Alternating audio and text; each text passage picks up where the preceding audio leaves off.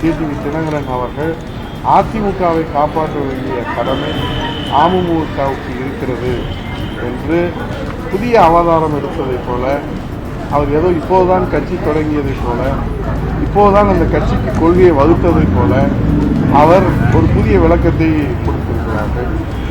ஆகவே இது பழைய பிரிண்ட் புதிய படமாக அவர் வெளியிட்டிருக்கிறாரு. அதனால இந்த படம் ஓடாது. அவர் எத்தனை புதிய வடிவங்களில் ஒரு பழைய பிரிண்டை வெளியிட்டாலும் ஒன்றும் மக்களிடத்தில் வரவேற்பு கிடையாது. அதிமுகவை காப்பாற்றுங்க அப்படின்னு யாரும் அவர்கிட்ட போய் முறையிட்டதா எங்களுக்கு தெரியல. அமமுகவினுடைய பொதுச் செயலாளராக இருக்கிற டிடிவி தினகரன் அவர்கள் அதிமுகவை காப்பாற்ற வேண்டிய கடமை அமமுகவுக்கு இருக்கிறது என்று புதிய அவதாரம் எடுத்ததைப் போல, அவர் ஏதோ இப்போதுதான் கட்சி தொடங்கியதைப் போல, இப்போதுதான் அந்த கட்சிக்கு கொள்கையை வகுத்ததைப் போல அவர் ஒரு புதிய விளக்கத்தை கொடுத்திருக்கிறார்கள். ஆகவே இது பழைய பிரிண்ட் புதிய படமாக அவர் வெளியிட்டிருக்கிறாரு. அதனால இந்த படம் ஓடாது. அவர் எத்தனை புதிய வடிவங்களில் ஒரு பழைய பிரிண்டை வெளியிட்டாலும் ஒன்றும் மக்களிடத்தில் வரவேற்பு கிடையாது. அதிமுகவை காப்பாற்றுங்க அப்படின்னு யாரும் அவர்கிட்ட போய் முறையிட்டதா எங்களுக்கு தெரியல. எந்த தொண்டரும் அவர்கிட்ட முறையிட்டதா தெரியல. அவர் அண்ணா திராவிட முன்னேற்ற கழகம் வேண்டாம்னு தான் அவர் அம்மாவுடைய பெயரில் கொடியை வைத்து, அம்மாவுடைய பெயரை வைத்து நாடாளுமன்ற தேர்தலை சந்தித்தார், சட்டமன்ற தேர்தலை சந்தித்தார், உள்ளாட்சி தேர்தலை சந்தித்தார். அத்தனை தேர்தல்களிலும் மக்களால் அவர் நிராகரிக்கப்பட்டிருக்கிறார். மக்கள் அவர்களை ஏற்றுக்கொள்ளவில்லை. அவருடைய கொள்கை, கோட்பாடு, லட்சியம், செயல்பாடு, சேவை எங்களுக்கு தேவையில்லை என்று மக்கள் தீர்ப்பளித்துள்ளார்கள். ஒரு தேர்தலில் மட்டுமில்லை. ஏன்னா அவர் ஒரு சட்டமன்ற உறுப்பினரோ, ஒரு நாடாளுமன்ற உறுப்பினரோ, ஒரு கவுன்சிலரோ, ஒரு ஊராட்சி மன்ற தலைவரோ இருக்கிறதா எனக்கு தெரியல.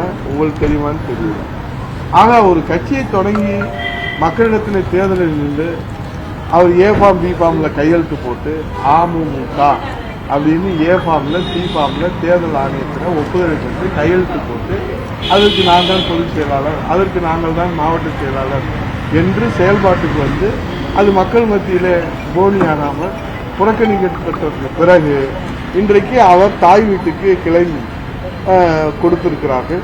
ஆனால் அதை மீட்டு தாருங்கள் என்று யாரும் அவர்களிடத்திலே போய் நீங்கள் தான் ராஜராஜ சோழன், எங்களுக்கு நீதி வழங்குங்கள் என்று யாரும் முறையிட்டதாக எனக்கு தெரியவில்லை.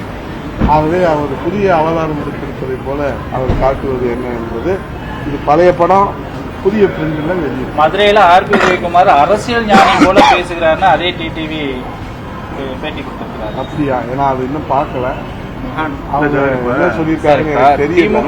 குடும்ப கட்சி கிடையாது கொடுக்கணும்னா எடப்பாடி தான் கொடுக்கணும் துரோகத்திற்குன்னு சொல்லி ரெண்டு பேருமே அந்த கண்டென்ட் வெளியிடுறாங்க. செங்கோட்டையன் வெளியிட்டிருக்கிறாரு, டிடிவியும் அதை வழிமொழிஞ்சு சொல்றாங்க. உண்மையிலே இந்த கட்சிக்கு துரோகம் இழைத்தது யார் என்ற கேள்வி வருகிறது. சேவைக்கு நோபல் பரிசு மிக விரைவில் எடப்பாடியாருக்கு கிடைத்தாலும் அது ஆச்சரியப்படுறது. அவருடைய வாக்கு பொன்னாகட்டும், சேவைக்கு நோபல் பரிசு கிடைக்கும். ஏன்னா எனக்கு தெரிஞ்சு சேவைக்கு தான் கொடுப்பாங்களே தவிர துரோகத்துக்கு எங்கேயும் கொடுக்கறதா எனக்கு தெரியல. சார் அதிமுகலையும் மகன் மாப்பிள்ள இவங்களோட தலையீடெல்லாம் இருக்கு அப்படின்னு செங்கோட்டையன் காலையில பேசுறேன். ரெண்டு பேருமே பேசுங்க, முதல்வரும் பேசியிருக்கிறாரு, செங்கோட்டையன் பேசியிருக்காரு. மன்னராட்சிக்கு முடிவுரை எழுதி மக்களாட்சியை மலர செய்த புரட்சி தமிழக எடப்பாடி அவர்கள் ஜனநாயகத்தை மலர செய்வதற்காக, டெமோக்ரஸியை மலர செய்வதற்காக பாடுபட்டு கொண்டிருக்கிறார்கள். ஆகவே இன்றைக்கு இப்போது தேர்தல் களத்தில் நிற்கிற போது எல்லோரும் அவர்களுக்கு உதவியாக இருப்பார். இப்போ இவங்க இருக்கிறாங்க, அண்ணா இருக்கிறாரு, அவர் திருமணம் நடக்கிறாங்க, எல்லாரும் உதவியா இருக்கிறாங்க. அந்த திருமணம் வீட்டாளர்களுக்கு இருக்கிறவங்க எல்லாருமே இப்ப நான் அவருக்கு உதவியா இருக்கிறேன். ஆனா உடனே இவருக்கு நான் வாரிசுன்னு சொல்லிட முடியும். உதவியா இருப்பது என்பது வேறு, வாரிசாக இருப்பது என்பது வேறு. புரட்சி தமிழக எடப்பாடியாருக்கு தமிழ்நாடே அவருக்கு உதவி முன்வருகிற போது அவர் பெற்றெடுத்த பிள்ளையாக இருப்பவரும் உதவ முன்வருவதில் எந்த ஆச்சரியமும் இல்லை. அவருடைய பணியிலே அவருடைய ஏன்னா காலையில் இருந்துச்சு தந்தை என்ன செய்யறாரு, காலையில் அவருடைய பணிகளில் உதவியா இருக்கிறது எந்த இலக்கணத்திலையும் தவறோ சட்டவிரோதமோ கிடையாது. அந்த வகையில் இருக்கக்கூடியதை அவர்கள் வேறு பார்வையிலே பார்த்தால் அதற்கு நாம பொறுப்பாக முடியாது. ஆகவே இதையெல்லாம் அதுதான் சொல்றேன்ல, இன்னைக்கு புரட்சித் தலைவர் எடப்பாடியாரை முதலமைச்சர் அணியை அமர்த்துவதற்கு தமிழ்நாட்டு மக்கள் தீர்மானித்திருக்காங்க. அதை திசை திருப்புகிற வேலையைத்தான் இன்றைக்கு இருக்கக்கூடிய மாண்புமிகு முதலமைச்சர் முத்துவேல் கருணாநிதி ஸ்டாலின் அவர்கள் அவருடைய அஜெண்டா, அவருடைய தேர்தல் வியூகத்தில் இன்றைக்கு போட்டு அவரும் குழம்பிக்கிறாரு, எல்லாத்தையும் குழம்புறாரு.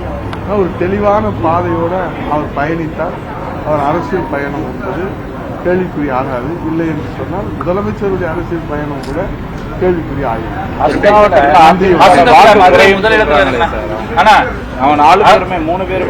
மணி, நீங்க தமிழ்நாடுடைய தீர்ப்பை எடுத்து பாருங்க. எப்போ தேர்தல் இருந்தாலும் நீங்க எடுத்து பாருங்க. 91 எடுத்து பாருங்க. நான் சொல்றது சமீப காலங்களில் 91 2021 வரைக்கும் பாருங்க. ஒரே மாதிரிதான் மக்கள் தீர்ப்பு எடுப்பாங்க. இதுல பிரிவினையே கிடையாது. சோழ மண்டலம் என்ன, பாண்டிய மண்டலம் என்ன, அதியமான் கோட்டை என்ன, மத்திய மண்டலம் என்ன, இதெல்லாம் கிடையாது. தமிழ்நாட்டு மக்கள் சென்னையிலிருந்து கன்னியாகுமரி வரைக்கும் ஒரே தீர்ப்பு தான் அளிப்பாங்க. ஒரு முடிவு எடுத்துட்டா அது தீர்க்கமா இருப்பாங்க. இப்ப மக்கள் முடிவு எடுத்துக்கிறாங்க. திமுகவுடைய வாரிசு அரசியல், குடும்ப அரசியல், மன்னர் ஆட்சி வீட்டுக்கு அனுப்பணும். புரட்சி தமிழர் எடப்பாடி தலைமையில ஜனநாயக ஆட்சி மலரணும் அப்படின்னு தீர்க்கமா முடிவு எடுத்திருக்காங்க. அதற்கு இன்னைக்கு அவருக்கு உளவுத்துறை கையில் வச்சிருக்காருல, அவர் தெரியும்.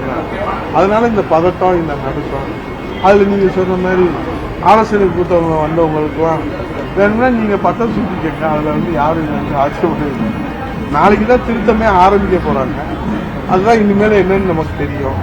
அங்கே இப்படி நடந்துச்சு, இங்கே இப்படி நடந்துச்சு, இங்கே இப்படி தமிழ்நாட்டில் எப்படி நடந்துச்சுன்னு பார்த்துட்டு நம்ம சொன்னோம்னா தான் அது தெளிவாக இருக்கும். அதனாலதான் அண்ணா திராவிட முன்னேற்ற கழகத்தை பொறுத்தளவில் புரட்சி தமிழர் எடப்பாடி அவர்கள் மிக தெளிவாக இந்த சீர்திருத்தம் என்பது நியாயமான வாக்காளர் பட்டியல். இப்போ உங்களுக்கு ஓட்டுரிமை இருக்கணுங்களா, இருக்கணுமா வேணாமா, இறந்தவங்க நீக்கணுமா இல்லையா, டெத் சர்டிஃபிகேட் கொடுத்துட்டே நீக்காதவங்களாம் இருக்காங்கன்னா அதுக்கு ஒரு வாய்ப்பு தானே. அது பயன்படுத்துறதுலாம் அரசியல் கட்சிக்கு ஒன்றும் தயக்க முடியும். எத்தனை முறை தேர்தல் ஆணையம் வாய்ப்பு கொடுத்தாலும் பொது வாழ்க்கையில் இருக்கிற அரசியல் கட்சிகள் அதை பயன்படுத்தி கொண்டால்தான் நமக்கு நியாயமான வாக்காளர் பட்டியல், சுதந்திரமான வாக்காளர் பட்டியல் கிடைக்கும்.